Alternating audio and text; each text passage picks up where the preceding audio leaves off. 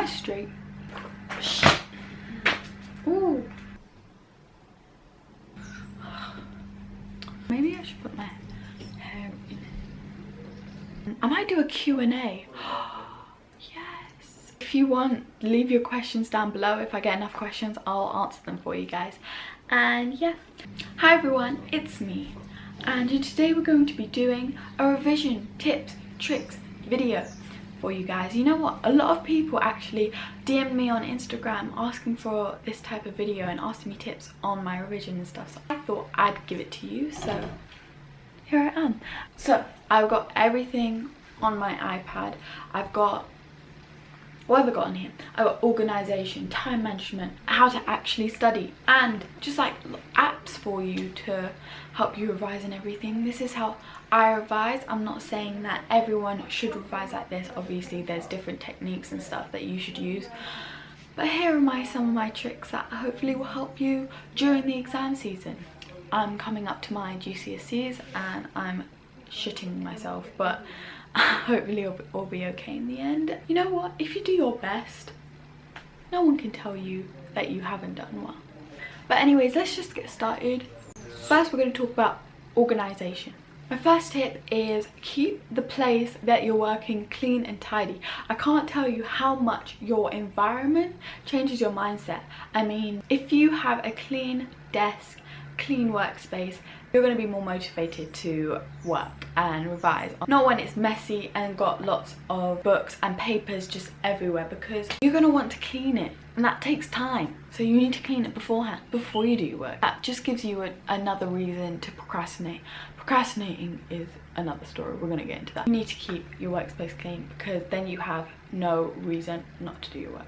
Tip number 2, organise your books to suit you. For me, I have a folder where I have all my GCSE revision notes in it. So I revised it from the textbook and I've put it into one folder, obviously dividing between like English, maths, science. It's such a good way to keep all your notes in one place so you know where they are, so you can go to them whenever you need to check up on something or whenever you need to go back and revise for a test. You know exactly where they are. Don't get your notes and throw them in the bin, because that's what I used to do. I used to revise for a test. I used to make about 5 or 6 pages of notes for a test, and then after the test I threw them in the bin. Please don't do that. It will save you so much time if you just take your notes and put them all in one place. Obviously do it to suit you. If you want 3 folders, do that. If you want 5 folders, if you want a folder for each subject, if you want a notebook for each subject. My third tip for organisation varies a little. Schedules do not work for me. If I write out a schedule, I'm like 7 to 8 I go out for a walk, 8 to 9 I do some revision, 9 to 9:15 I eat breakfast. That's not going to work for me. I feel restricted. I feel like someone's telling me what to do, which is I'm telling myself what to do, but I feel like someone else is.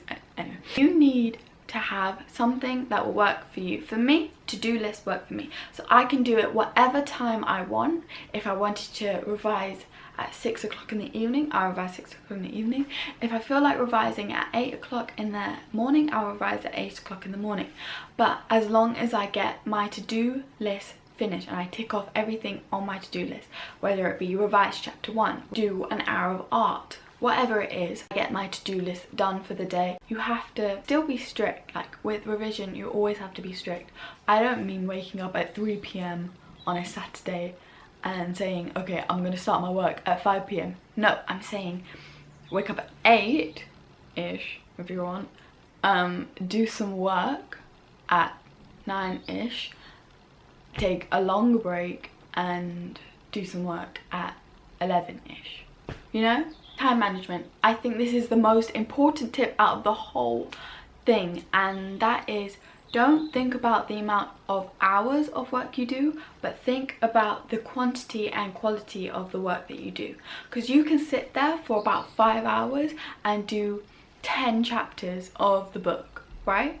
The quality of your work is not good because you're not really understanding what you're revising. You don't really get it. So when it comes to the exam, you think you know it. You've said, okay, I've spent 5 hours revising this, but really you have no clue because you just didn't really pay attention because you were spending too much time trying to get as much work as you could possibly do. But what I think with my to-do list, like I just told you about, then you can say, okay, I'm going to revise 3 chapters today. So tomorrow I can also revise three chapters, and by the end of the week I'll have the whole book done. The 3 chapters might take you 3 hours, it might take you an hour, it might take you 4 hours. Whether you do 1 hour of work, whether you do 3 hours of work, you know that you're going to be finishing the book by the end of the week. That's probably one of the most important things, because you want to go into the exam confident that you know everything. Now let's get to the part where we're actually studying. This is probably one of my favorite parts to talk to, because I can show you all of this stuff that I have here but you can't see. First tip: are you a visual learner, a verbal learner, auditory learner, and I think the last one is kinetic learner? I'm not sure, I have to check that one out. For me, I'm a visual learner, and a lot of people are like this. I learn with pictures, I learn with colours, and I actually got tested for this, and I actually know now that using colours brings me to my advantage. However, before I was only revising in black and white, I only wrote notes out, I never looked at any pictures, and that's what I was doing wrong.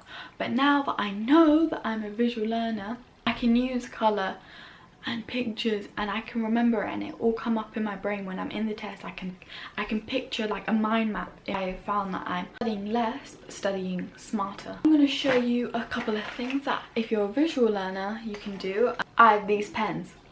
I've got green, purple, pink, blue. These are the pens that I usually write with, unless I'm writing with black pen. £1.50 from Bic pens. They're worth it, get them. This is the Trip Plus Fine Liner 6 Neon Colours by, I don't know how to say that word, Stadler, I'm not sure, but these are the neon versions. So you got a whole range of colours here. You can underline words, underline important words. That's what I do. I usually use this to draw arrows. Not gonna lie. Don't you just love when you finish a page of notes and it's all pretty, all in colour? It's just my favourite thing. I'm gonna get on to apps now. One of my favourite things is to use apps to revise, and I'm gonna show you my favourite app, which my friend recommended to me. So shout out to you, Mariam Dean, if you're watching this. It's called Forest, right? So Forest is an app where, it sounds like I'm sponsoring it, I'm not. Forest is an app that makes you not want to go on your phone while you're revising. This is what it'd look like if you came into the home screen. So as you can see, it says 60 minutes there. If I click plant, it means that this is going to come up every single time I open my iPad. So it's just going to come back up onto that page, and it's always counting down.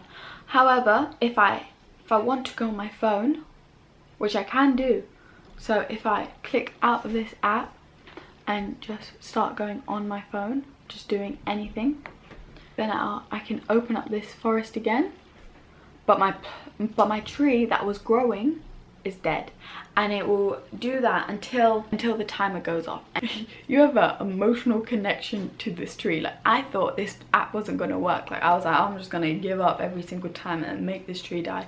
But trust me, you do not want to make this tree die once you have it growing. My second app for you guys is called Gojimo. I think that's how you pronounce it. It's the best app that I could tell you for GCSE, A level, even 11 plus entrance exams, right? So I do GCSE, so I'm gonna go into that one, and I have all of these subjects.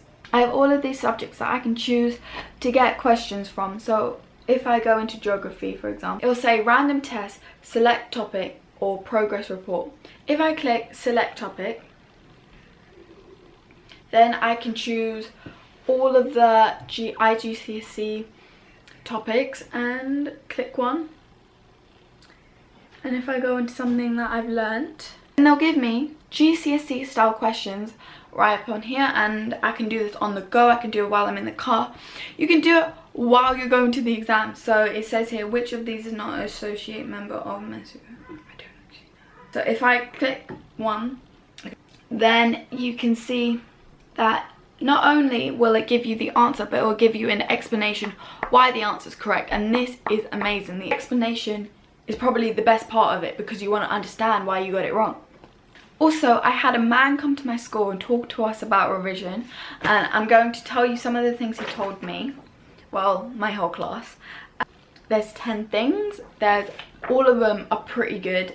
I'm literally just going to read these out.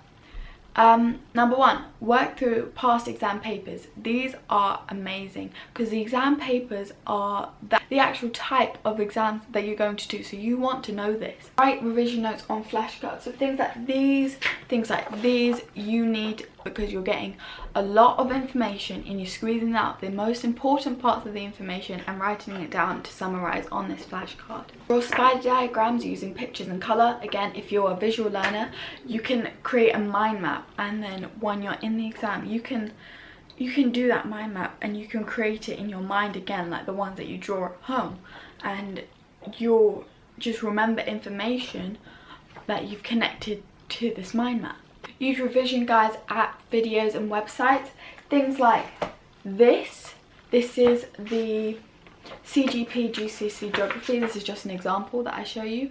These are amazing. These make you understand better than the textbooks. Sometimes the textbooks are pretty confusing, but please don't make this your textbook, because your textbook's there for a reason. That's your syllabus, but this is a revision guide, so don't get them mixed up. Use this, but don't make this your Bible.